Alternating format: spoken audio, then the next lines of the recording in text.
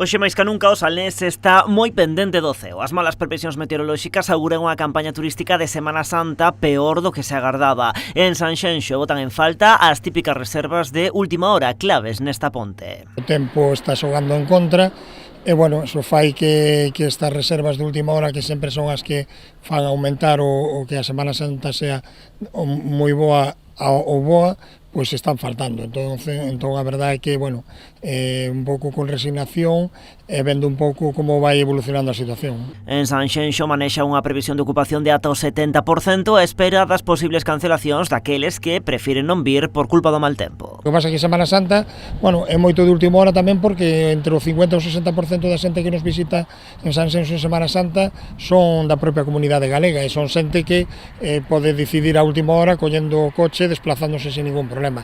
Entonces, bueno, a Semana Santa sempre foi a fecha, o período vacacional de temporada alta máis volátil, no sentido de que dependemos máis do tempo. A Semana Santa supón para a maioría dos establecementos de Sanxenxo o arranque da tempada. 7 de cada 10 abren a partir desta ponte. Calculamos en torno ao 70% dos establecementos de aloxamento van a estar abertos. O sea, como dicía, é o comenzo da temporada que se desarrolla ahora mismo desde agora hasta o puente de outubro. Logo hai outros establecementos que abren un pouco máis para diante, pero é o comenzo da temporada. E Chova ou Fagasol, en Brandén de Cets, a comarca ofrece un amplo abano de opcións lúdicas e culturais coas que vivir unha experiencia completa, aínda que sexa acompañados dun paraugas.